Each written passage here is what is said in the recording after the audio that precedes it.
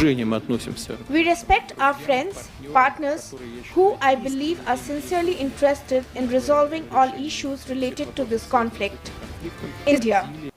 ये जो president Putin की ये टॉक, उनका ये कहना, उनका ये स्टैंड 1947 में एक मुल्क जो आज़ाद हो रहा है वो 76-77 साल के बाद दुनिया की दो बड़ी सुपर पावर्स उनके दरमियान जो है वो पीस डील्स कराएगा। दुनिया में मोदी जी जैसा क्रेडिबल व्यक्ति कोई नहीं है आज की दुनिया में। सब उन पे आंख बूंद के भरोसा करते हैं। भारत की फिलॉसफी का इससे असल में अगर ये काम कोई करवा सकता है तो वो इंडिया ही है। India will play this role. कौम के लिए तो मोदी मेरा ख्याल है एक बेस्ट लीडर है। उसने अपने आप देखें मोदी के टेन्योर में ही इंडिया ने बहुत ज्यादा ग्रो किया है। एक ही ऐसा बड़ा इंपॉर्टेंट मुल्क है जिसके दोनों साइड पे इंपॉर्टेंट ताल्लुकात है। अमेरिका जहाँ पे अपनी उनकी फॉरेन पॉलिसी देखें कितनी स्ट्रांग है, जहाँ पर कोई इंटरप्ट करने की कोशिश बारहा धड़ल्ले से बेधड़क किसी ने ये बात की है तो वो सिर्फ नरेंद्र मोदी है। इंडिया की तरक्की है उसको माने, एक्सेप्ट करें कि उन्होंने हर मैदान के अंदर प्रूव किया है। मोदी जी ने अपनी क्रेडिबिलिटी, भारत की फिलॉसफी की क्रेडिबिलिटी दुनिया में बनाई। आज वो दुनिया के वर्ल्ड लीडर के रूप में देखे जाते हैं। आज पुतिन साहब ने चूज किया। हमारे YouTube चैनल हिंदुस्तानी हाइट्स में आपका स्वागत है दोस्तों। रूस के राष्ट्रपति व्लादिमीर पुतिन ने यूक्रेन के साथ संभावित शांति वार्ता पर एक बड़ा बयान दिया है। रूस के राष्ट्रपति ने कहा कि अगर ऐसी कोई शांति वार्ता होती है तो उसमें भारत मध्यस्थ की भूमिका निभा सकता है। पुतिन ने ईस्टर्न इकोनॉमिक फोरम में कहा कि हालांकि हमारा उद्देश्य डोंगवांग क्षेत्र को कब्जे में लेना है और कुसर्ग में रूसी सेना यूक्रेनी सेना को वापस पीछे खदेड़ रही है।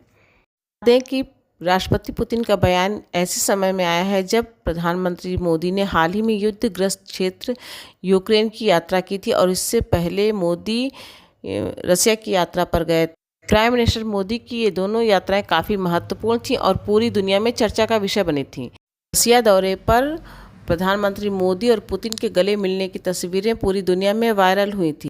अब पाकिस्तानी मीडिया यह चर्चा कर रहा है कि हमारे साथ आज़ाद हुआ एक मुल्क सुपर पावर्स के बीच में मीडिएशन कर रहा है और आज हम कहाँ खड़े हैं। भारत के फैसले दुनिया को दिशा देने वाले हैं और उन पर दुनिया यकीन करती है। ये जो प्रेसिडेंट पुतिन की ये टॉक, उनका ये कहना, उनका ये स्टैंड, उनका ये से उस वक्त सामने आया है जब आपको पता है कि प्राइम मिनिस्टर मोदी वहाँ से सब कुछ करके बातचीत करके वापस लौटे और वो दौरा जब हो रहा था मोदी साहब का तो उस वक्त ये बात की जा रही थी कि ये कुछ हो सकता है क्योंकि मोदी साहब पहले रशिया गए, उसके बाद फिर वो वहाँ पर पहुँचे यूक्रेन और फिर उससे पहले पोलैंड भी गए, तो ये एक बड़े विजिट्स थे ना उनके। तो अब प्रेसिडेंट पुतिन ने बहुत सारी बातें खोली अपनी टॉक्स के अंदर और क्योंकि ये टॉक उस वक्त सामने आई है, उनका ये कहना कि इंडिया ये काम करवा सकता है कि जिस वक्त अभी मोदी साहब होकर आए हैं, तो फिर इससे ये लगता है कि ये पूरा एक जो है ना वो बनता हुआ नज़र आ रहा है। ये टाइम ऐसा है कि ऐसा शायद हो जाए, पॉसिबिलिटी है कि पोटेंशियल पीस टॉक्स या पोटेंशियल पीस डील हो जाए और उसमें आपको इंडिया का नाम नजर आए। लेकिन 1947 में एक मुल्क जो आज़ाद हो रहा है वो 76-77 साल के बाद वो दुनिया की दो बड़ी सुपर पावर्स उनके दरमियान जो है वो पीस डील्स कराएगा।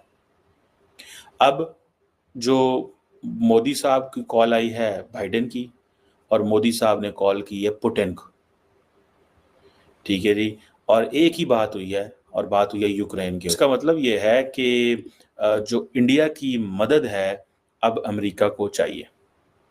ये है इंपॉर्टेंट डेवलपमेंट। अब देखें, जब नरेंद्र मोदी साहब यूक्रेन गए तो किसी ने ये सोचा नहीं था या कुछ ऐसा प्लान में था नहीं या कोई सोच नहीं सकता था कि इसका मकसद ये हो सकता है कि नरेंद्र मोदी जो हैं, क्योंकि उनके बहुत अच्छे ताल्लुकात हैं प्रेसिडेंट पुतिन के साथ, और कहा जा रहा है कि एक ही ऐसा बड़ा इंपॉर्टेंट मुल्क है जिसके दोनों साइड पे इंपॉर्टेंट ताल्लुकात हैं। अमेरिका के साथ भी बड़े इंपॉर्टेंट है और रशिया के साथ भी हैं। अब चाइना के अमेरिका से उस तरह के अच्छे ताल्लुकात नहीं है कि वो, लेकिन उनके रशिया के साथ ज़रूर अच्छे ताल्लुकात हैं, ठीक है। अब क्वेश्चन ये आता है कि नरेंद्र मोदी गए वहाँ पे, अब ज़ेलेंस्की ने ये बार बार कहा कि नरेंद्र मोदी के पुतिन से बड़े अच्छे ताल्लुकात हैं, वो जंग बंद करवा सकते हैं, कोई डायलॉग करा सकते हैं। असल में अगर ये काम कोई करवा सकता है तो वो इंडिया ही है। क्योंकि चाइना और रशिया के तो अभी मेल मिलाप स्टार्ट हुए ना, यानी कि जो करीबियां, कुर्बतें और नज़दीकियां हैं रशिया और चाइना की, वो किसी वजह से हैं। उस पे ऐसा नहीं है कि ये स्टैंड्स उनका हमेशा से इतने ही अच्छे उनके ताल्लुकात हों, नहीं, ये किसी वजह से करीब आए हैं। ये अमेरिका के खिलाफ करीब आए हैं। ये जो इस वक्त एक जियो पॉलिटिक्स चल रही है उसकी वजह से करीब आए हैं। जो रशिया पे सैंक्शंस लगी उसकी वजह से ये कुर्बतें बढ़ी हैं चाइना और रशिया के बीच। लेकिन रशिया और इंडिया के जो ताल्लुकात और एक स्टैंड्स और बहुत स्ट्रॉन्ग पार्टनरशिप्स वो हमेशा की है, वो तो डेकेड्स पुरानी है, उसका कोई मुकाबला नहीं है। चाइना और रशिया और in comparison to India and Russia कोई कंपैरिजन नहीं है।